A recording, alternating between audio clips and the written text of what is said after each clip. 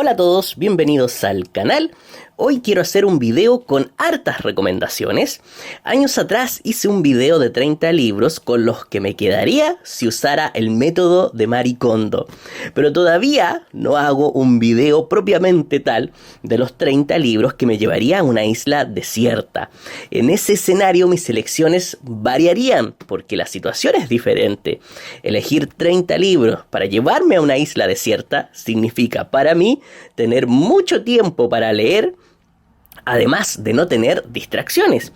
Por lo tanto, me llevaría libros largos, que me exigieran más de una lectura, que me permitieran releer, libros que me hicieran pensar y también libros para alguna lectura más ligera y amena. Así que ahora les comparto mi lista de 30 libros que me llevaría a una isla desierta. Inicio la lista con Los Miserables. Es el primer libro que me llevaría a una isla desierta. Una novela muy extensa, con la que podría pasar mucho tiempo apreciando todos sus detalles. Si bien se trata de una crónica moral de las clases sociales de la Francia de la primera mitad del siglo XIX, está protagonizada por la clase baja, por los miserables. Aún así, no se trata solamente de una novela social, sino que abarca otros ámbitos relevantes de nuestro lado humano. Es una lucha entre razón e irracionalidad, entre amor y odio, entre justicia e injusticia, entre verdad y mentira, entre temáticas opuestas. Toca temas éticos, morales, realmente trascendentales que te hacen reflexionar irremediablemente. Utiliza una fórmula que no falla y que a mí me encanta, la de poner a los seres humanos en situaciones límite para explorar su humanidad. Por eso es un libro ideal para una isla desierta, porque siempre encontrarás cosas nuevas en él. Te hará una gran compañía, por eso me lo llevo. El número 2 de mi lista es El Conde de Montecristo. Este es el segundo libro que me llevaría si me tuviera que ir a una isla desierta. Esta novela, su extensión definitivamente me ha hecho decidirme por ella, ya que me daría mucha compañía y distracción, porque es muy extensa. Además, que me invita a pensar y a reflexionar también, al igual que Los Miserables, sobre nuestra naturaleza humana. Y lo hace al mismo tiempo que me entretiene. Por eso me gusta esta novela. Porque al contrario de Los Miserables, como les decía, este novelón, El Conde, tiene más tonos de novela de aventura. Es un libro que te apasiona porque toca temáticas, por ejemplo, como la envidia, como la bondad, como la codicia, como el amor y el perdón. Temáticas que a todos nos interesa. Es decir, toca temas relacionados con las pasiones humanas. Pasiones que impulsan a los personajes a tomar acciones que sacan lo mejor o tal vez lo peor de ellos. A pesar de estos detalles que enriquecen la novela, la historia gira en torno a una gran pasión, y quizás la más interesante de todas, la venganza. La venganza y sus consecuencias. Por eso, creo que en una isla desierta, donde el tiempo me sobraría, disfrutaría mucho de esta historia. Apreciaría mucho más sus detalles. Y si voy a estar en una isla desierta, me parece que no puede faltar un libro que trate el mismo tema. Robinson Crusoe, de Daniel Defoe, me parece una lectura ideal para una situación así. La forma en que el protagonista enfrenta la situación de ser un náufrago en una isla desierta ayuda mucho como inspiración. Además que es una novela muy entretenida de leer, es de aventuras, ya que el personaje va superando poco a poco dificultades y va utilizando lo que tiene a mano, todo lo que tiene a mano, incluyendo los restos del naufragio. Es un intento de este protagonista de reproducir su civilización desde cero, con lo que tiene a mano, con lo que tiene a su alrededor. Es muy entretenida y es un gran ejemplo de cómo adaptarse a nuevas situaciones. Me llevaría también este tremendo ensayo de Simone de Beauvoir, que en sí es un libro complejo por la gran cantidad de datos que entrega, por las diferentes perspectivas y etapas con las que analiza a la mujer. El tenerlo en una isla desierta sin duda me permitiría apreciar más todo el contenido y las reflexiones de este texto. Esto es súper importante porque las perspectivas y los datos históricos que contiene son la base para las reflexiones filosóficas que hace la autora sobre el papel de la mujer en el mundo, sobre la posición limitada que tiene la mujer y cómo ésta puede avanzar hacia la independencia y liberación en todos los ámbitos. Es de esos libros para leer y releer por la cantidad de detalles que encuentras. Ideal cuando tienes mucho tiempo para poder disfrutarlo. Continúo la lista con los ensayos de Montaigne. Indudablemente me llevaría también este tremendo texto. Los ensayos tratan un tema que a mí me apasiona y que a muchos también, la condición humana. Es decir, en estos textos se pone al ser humano en el centro de todas las reflexiones. En ellos el autor escribe sobre sí mismo, para conocerse a él, para conocer al mundo y a sus semejantes.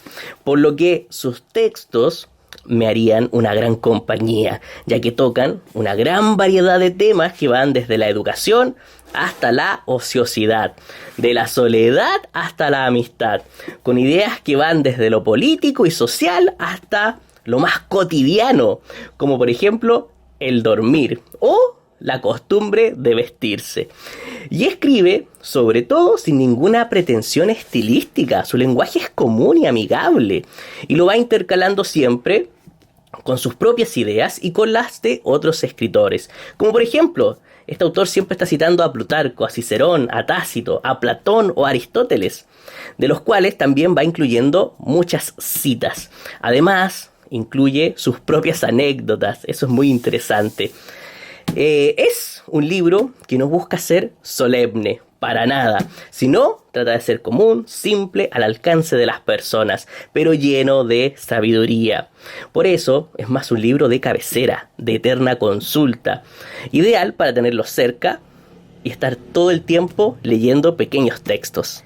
Ahora vamos con el sexto libro de la lista, La Montaña Mágica, ya que es un libro que intenta tocar una gran cantidad de temas, al igual que los ensayos de Montaigne. Por eso mismo me lo llevaría. Pero Thomas Mann lo hace igual que Montaigne, pero lo hace en formato de novela. Y eso es muy interesante.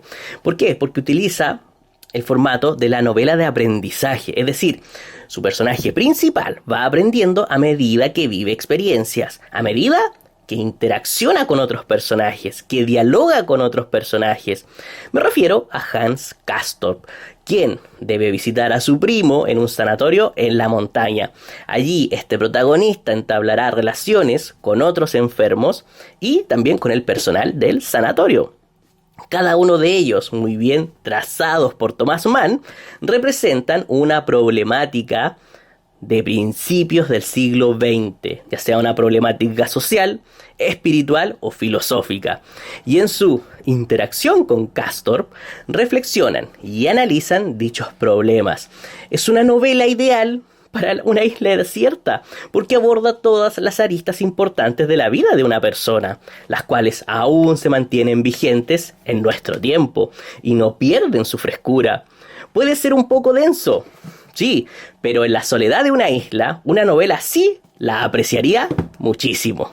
Elegí también para mi estadía en la isla a El Señor Presidente de Miguel Ángel Asturias, ya que es una novela latinoamericana. Y como ya me llevo mucha literatura europea, me hará falta abordar temáticas más cercanas a mis raíces. Esta novela es una novela de denuncia. Denuncia las atrocidades de las tiranías de Latinoamérica, materializa los abusos, las vejaciones, el horror y la corrupción que ha acaecido lamentablemente en nuestro continente. La novela se inspira, según testimonio del propio Asturias, en la dictadura de Manuel Estrada Cabrera entre 1898 y 1920, con 22 años en el poder en Guatemala. A pesar de ser una historia inspirada en la realidad, se mezcla con lo onírico. Por ello me parece ideal para una isla desierta, ya que no solo interesa este texto por su temática, sino también por la forma en que está escrita. El autor utiliza lo onírico, el lenguaje, lo poético, para causar una transición entre lo real y lo irreal. Es un texto de eterna exploración y por ende de mucha, pero mucha compañía. Y tampoco podía faltar esta tremenda novela. En una situación así, tengo que llevármela.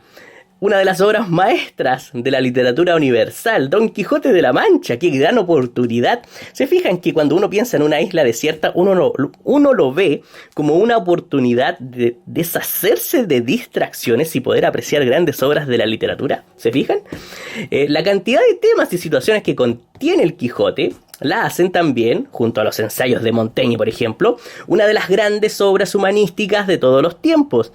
Porque lo que parecen las simples aventuras de un hidalgo envejecido y enloquecido por las novelas de caballería, que va junto a Sancho a intentar revivir los tiempos y los ideales de los caballeros andantes, en realidad lo que hacen es cargar una significación más profunda.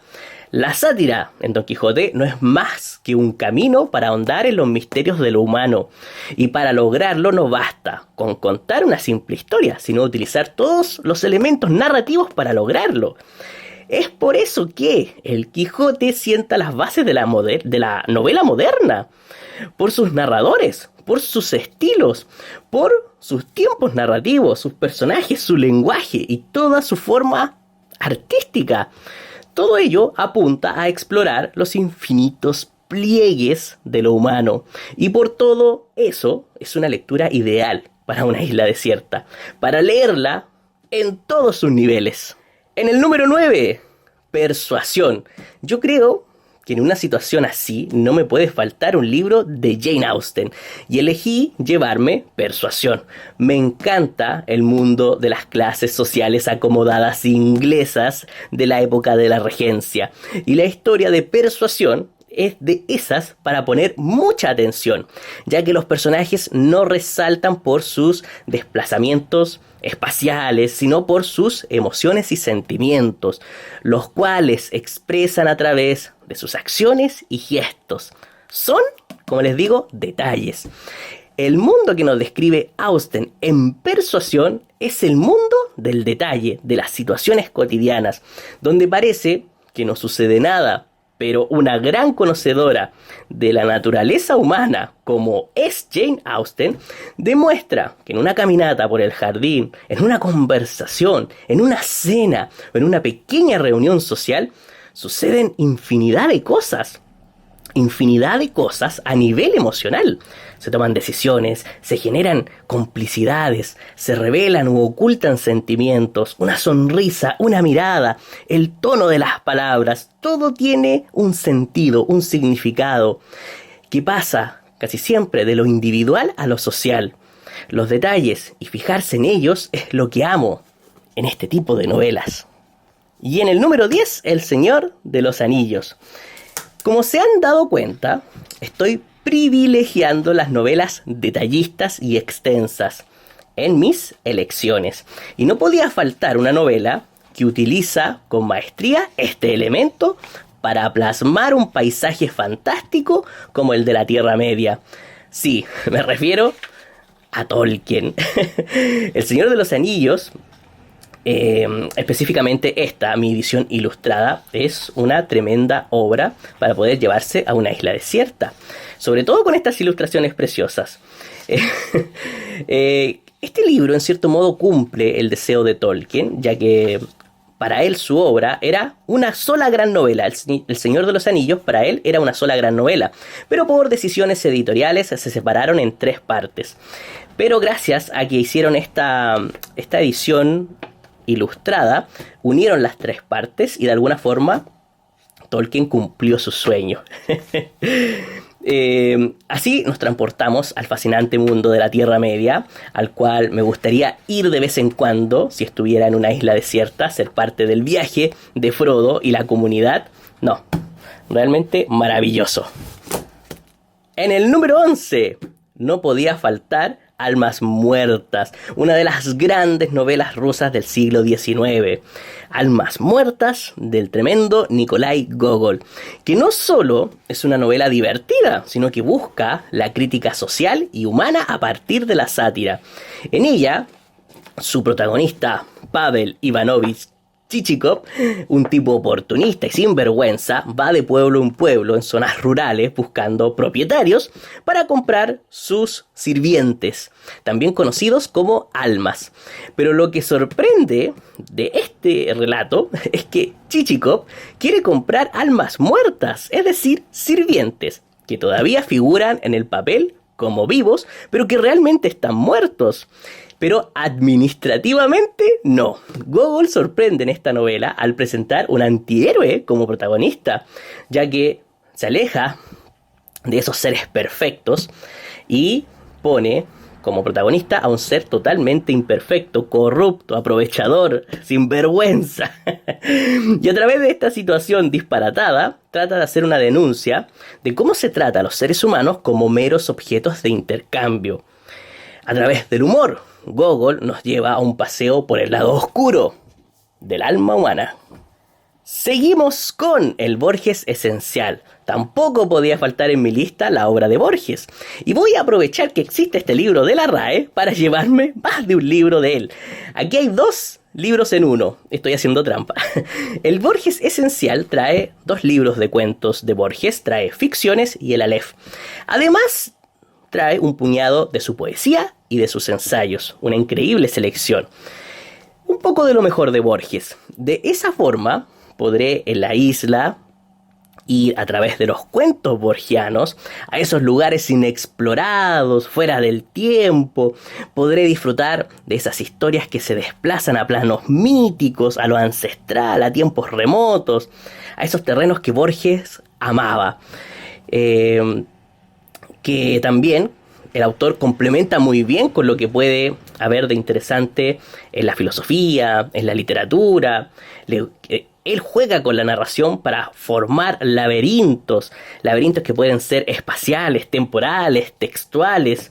Por eso, los textos de este autor son tan eclécticos, porque unen muchas cosas y por lo mismo requieren más de una lectura, porque son variados los niveles de lectura que componen sus historias.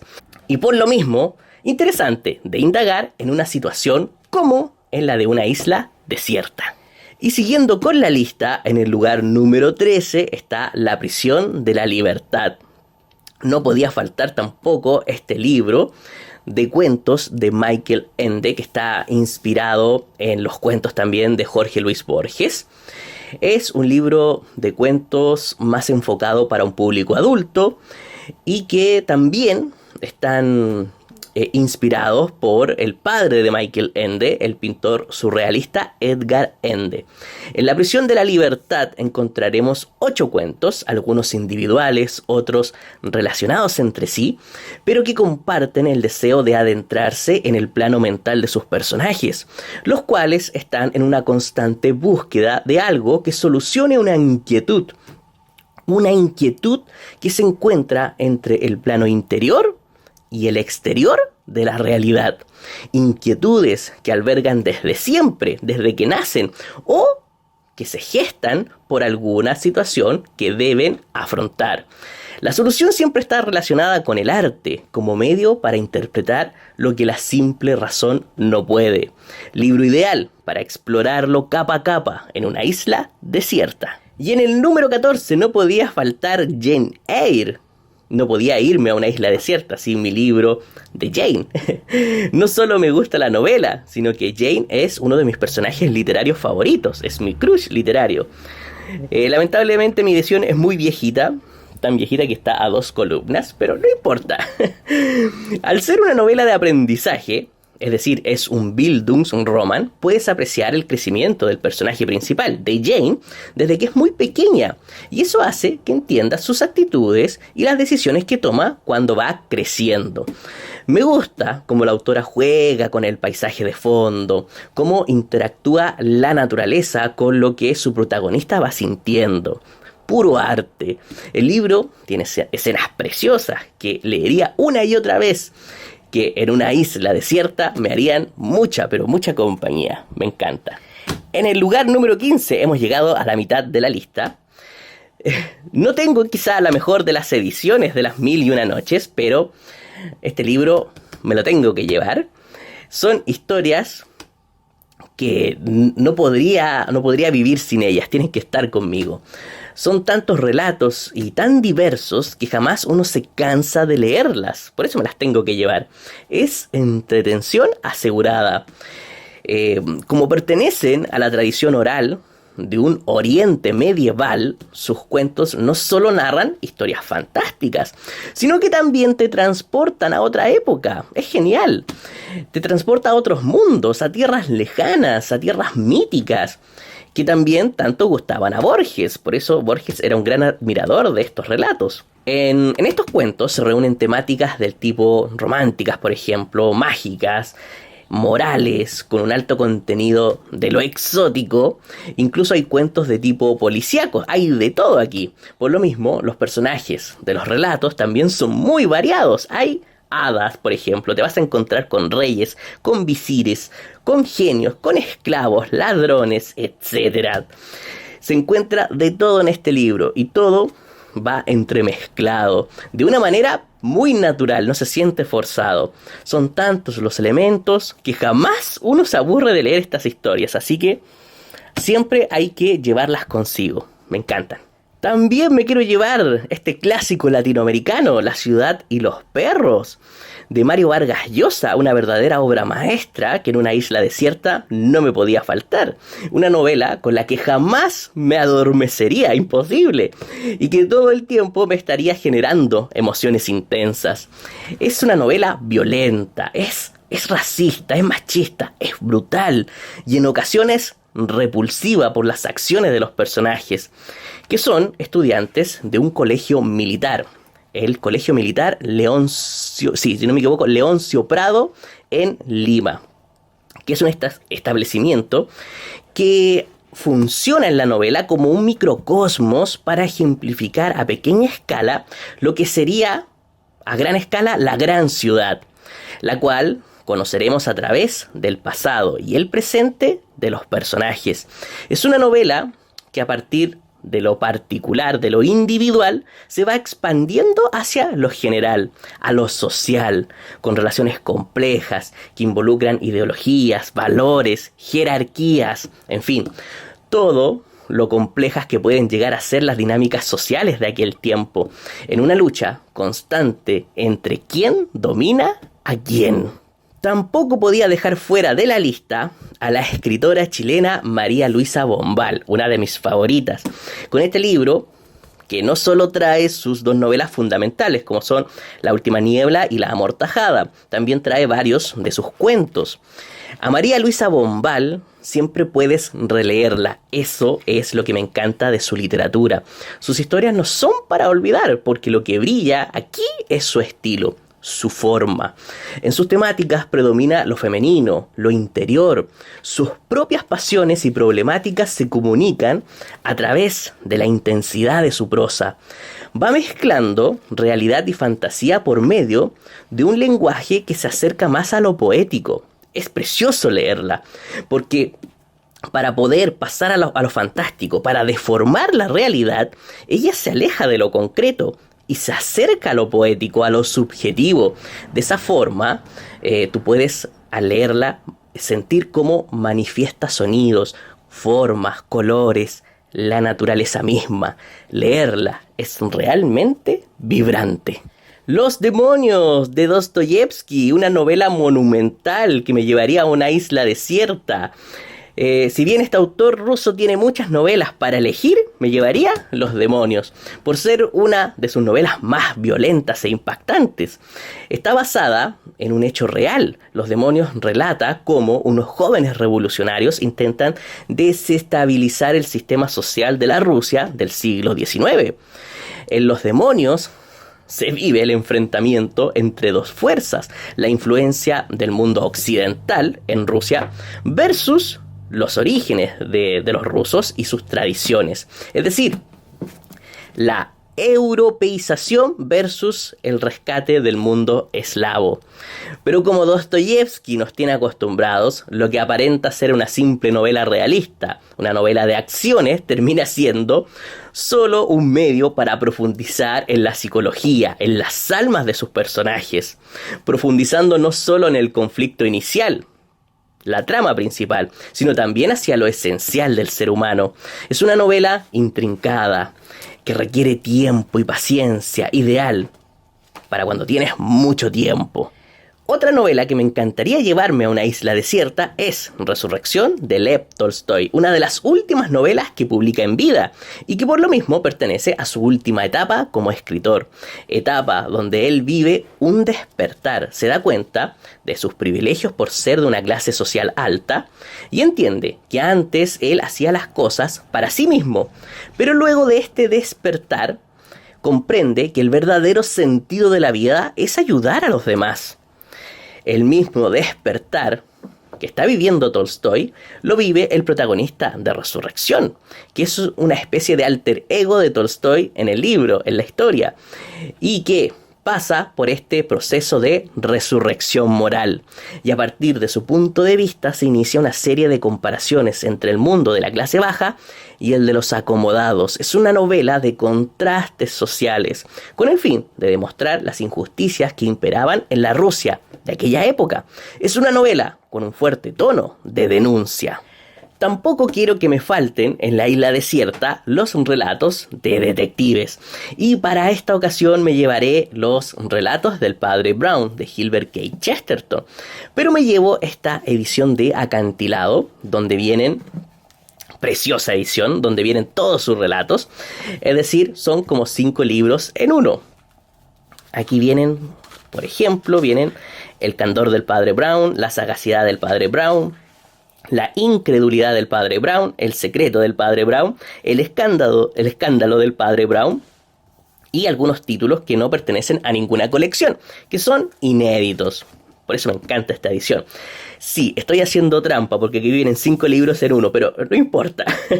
Lo que me gusta del detective de Chesterton es que al ser un padre, al ser un cura, es constantemente invitado y requerido a distintos eventos.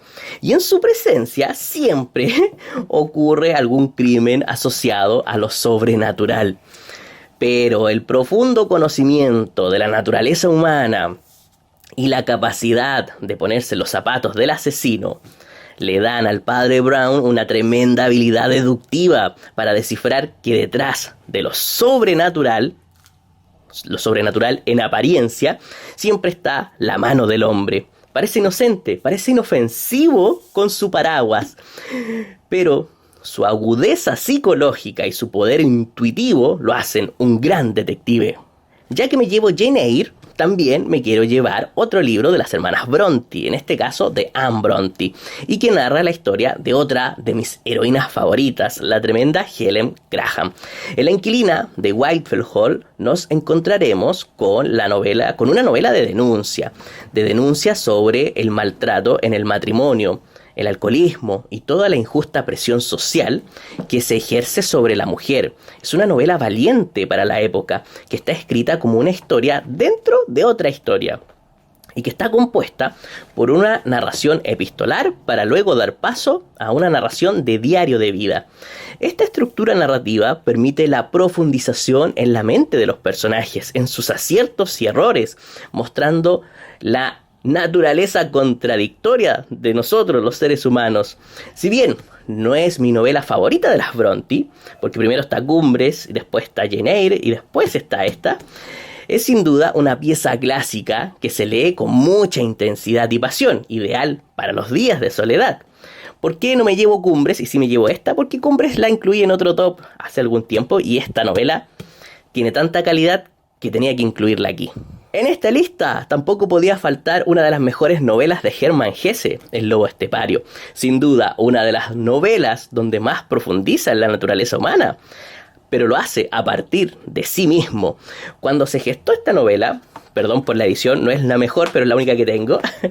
Cuando se gestó esta novela, Hesse pasaba por un momento difícil de su vida. Se rompían lazos, el mundo para él cambiaba y seguía aferrado a su pasado, por lo que decide aislarse de todo, tal cual como el personaje principal del lobo estepario, Harry Haller. Es sin duda una novela ideal para apartarse del mundo e irse a vivir a una isla desierta, sin duda.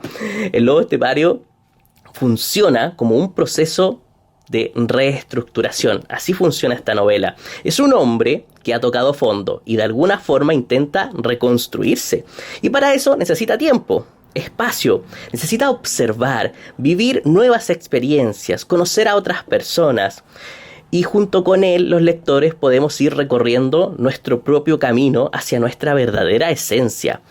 ¿Seremos solamente mitad bestia y mitad seres racionales o seremos algo más complejo? La respuesta está en estas páginas. Sigo integrando a mi lista novelas extensas que requieren mucho tiempo y paciencia. Por lo mismo, agrego a David Copperfield del tremendo Charles Dickens. Es una novela tan extensa que cuando ya estás dentro de la historia, no quieres soltar el libro porque te encariñas con los personajes. Ideal para una isla desierta. Dickens tiene eso. Su fuerte es la creación de personajes y cómo sus vidas se van entrelazando a lo largo de una historia simple. Simple como es la vida de una persona, porque David Copperfield es un Bildungsroman, una historia de aprendizaje, en que el protagonista crece y aprende de sus experiencias. Por lo tanto, veremos crecer al pequeño David hasta volverse un adulto. Es una novela muy autobiográfica, de las más autobiográficas del autor. Muchas de las penurias que le toca vivir al pequeño David son las mismas que vivió Dickens, lo que le da aún más realismo a la historia. Es un relato realmente inolvidable. Tampoco podía irme sin ningún libro de mi querida Agatha Christie. Para eso me llevo 10 negritos, una novela que no pertenece a ninguna de las series de la autora, ni a las series de su detective Miss Marple, ni tampoco de su detective Hércules Poirot. No, esta es una novela independiente que reúne a un grupo de personas en una isla y que poco a poco van desapareciendo. Es una historia que por donde la veas parece que el misterio no tiene ninguna solución racional, pero que en el final te sorprende totalmente. Me encantó este libro y me lo llevo. No puedo vivir sin Agatha Christie. En el número 25 ya, Cranford de Elizabeth Gaskell. Hay libros que se prestan no solo para leer una buena historia, sino también para ser buenos refugios, para escapar de tu realidad y vivir confortablemente. Por ejemplo, en un pequeño pueblito rural victoriano. Ese es Cranford. Más que una novela, es un conjunto de historias o episodios de este pueblo y sus habitantes, que son en su mayoría mujeres, y que antaño tuvieron un mejor pasar económico. En Cranford solo quedan las costumbres de ese pasado glorioso, ya que su economía es un tanto precaria, pero no sin falta de dignidad. Son tiempos de cambios sociales importantes, cambios industriales y urbanos a nivel nacional, pero parece ser que en Cranford todo llega a última hora. Aún así, veremos cómo este pequeño pueblo, esta pequeña sociedad, se transforma lentamente. Si estás en una isla y quieres cambiar de paisaje y viajar en el tiempo y en el espacio, este es tu libro. Tampoco podía irme sin un libro de Émile Cioran, El ocaso del pensamiento. Casi la totalidad de la obra de este autor rumano está escrita en aforismos. Y El ocaso del pensamiento no es la excepción. En este libro, sus textos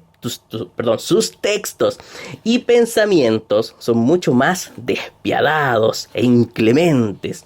Para Cioran, las pasiones humanas no deben restringirse a una forma. Por eso se le considera un escéptico, ya que busca siempre estar rompiendo con las doctrinas filosóficas y el pensamiento conceptual. El ser humano se ve limitado por este tipo de pensamiento, ya que tiende a darle un formato y un sistema a lo que lo carcome por dentro. Ese orden, esa forma, solo entumece el alma, la doma. Por ello, el pensamiento del ser humano se encuentra en un ocaso. Y Cioran propone al aforismo como arma, como una forma de liberar la intensidad, pero sin limitar su esencia. A través de este tipo de escritura, él habla de sus grandes obsesiones, como la religión, la muerte, la enfermedad, la soledad, el amor. Son muy variados los temas. Toca el tema del arte, la belleza, la tristeza, la temporalidad. Es un libro que no te aburre por la cantidad de temas que toca. Para llevarme algo de literatura contemporánea a la isla, elegí Metafísica de los tubos de Amélie Nothomb. Es una novela que no es muy larga y me gustó mucho por su originalidad y por su temática existencial. Tiene dos etapas bien marcadas. Y que están marcadas por un cambio en la narración. Inicia con un narrador omnisciente para luego pasar a un narrador en primera persona. Todo esto con el fin de darle forma al proceso de integración de un ser humano a este mundo. Desde sus orígenes, es decir, desde que es un bebé. Esta situación plantea una nueva perspectiva del nacimiento y de las primeras etapas de un ser humano en este mundo, alcanzando interesantes dimensiones filosóficas. Es una novela muy autobiográfica, donde la autora, a partir de hechos de su pasado, va reflexionando sobre la vida, la muerte y el sentido de nuestra existencia. Ya en el número 28 de la lista, el libro del desasosiego de Fernando Pessoa. Me parece un texto ideal para llevarme a una isla desierta. Es un libro para leer y releer una y otra vez. Además que es bien extenso. No se trata de una novela, como tampoco de un ensayo. Es un conjunto de pequeños fragmentos, de pequeños pensamientos, de aforismos y también de reflexiones filosóficas. Es todo eso. Está compuesto por más de 500 de estos pequeños registros. Son 500 pequeños registros. Por eso también funciona como un diario de vida filosófico. En él se vierten las inquietudes de un ser humano común y corriente, apesadumbrado por su lucidez y que tiene un trabajo mediocre como asistente de contable en la oficina de Vázquez y compañía ubicada en una calle comercial de Lisboa. Es un ser humano que ve pasar la vida, que es un observador externo de un mundo en el cual quiere tener una mínima participación. Por eso sus reflexiones giran en torno a la soledad, a la decadencia del mundo y a la desesperanza. Y en el número 29, Frankenstein, de Mary Shelley. Es de esos libros que nos habla de nosotros mismos como seres humanos individuales y también en conjunto, es decir, como sociedad. Es una obra profunda que a través del terror y la ciencia ficción indaga en los límites de lo que es realmente un ser humano. Nos hace reflexionar a través del terror y la ciencia ficción en temas importantísimos, como por ejemplo la familia, la discriminación a quien es diferente, la ética científica, el peligro de jugar a ser Dios, entre otros. No solo es una novela interesante por estas temáticas, también lo es por su estructura narrativa. Se trata de una novela epistolar y eso le da interesantes posibilidades a la autora y las explotó muy bien. La estructura de Frankenstein es la de una caja china, ya que dentro de una misma historia se insertan otras historias, varios relatos más, pero en el caso de esta novela es uno dentro de otro y así sucesivamente. De esa forma conocemos de primera mano las experiencias de los personajes. Me la tengo que llevar. Y en el número 30, pero traigo unos bonus para el final, así que todavía no se vayan. En el número 30, Esperando a Godot. ¿Para qué? ¿Por qué me lo llevo? Porque tengo que llevarme algo de teatro. Por eso elegí Esperando a Godot del tremendo autor Samuel Beckett, Premio Nobel de Literatura. Esta obra de teatro pertenece al teatro del absurdo. En apariencia, es una obra sin sentido, pero que a través de acciones disparatadas nos comunica muchas cosas. El texto consta de 2 actos, 5 personajes, nada más que eso y una gran economía de las palabras y del paisaje, del fondo. El argumento es muy simple. 2 personajes esperan a otro que se llama Godot. Y mientras esperan, llenan el vacío de su existencia con conversaciones sin sentido, con monólogos contradictorios y actos que recuerdan la comedia clásica. Es una obra que te hace sentir muchas cosas. Pasas rápidamente de lo cómico a lo trágico, de la soledad a la compañía, y te transmite un gran sentimiento de desolación e incomunicación. Beckett crea un ambiente de irracionalidad. Es una espera sin esperanza, donde puedes palpar los distintos flujos del tiempo y el sinsentido de la vida. Es maravilloso este libro. Y como les dije que venía un bonus, todos los 30 libros que les mencioné son libros que yo ya he leído. Libros que yo sé que me gustan, que me encantan. Pero tengo 3 libros más que me quiero llevar a la isla, que no he leído, pero creo que es un buen momento para hacerlo. Creo que es ideal llevarse algunos libros sin leer, que tú no has leído a la isla.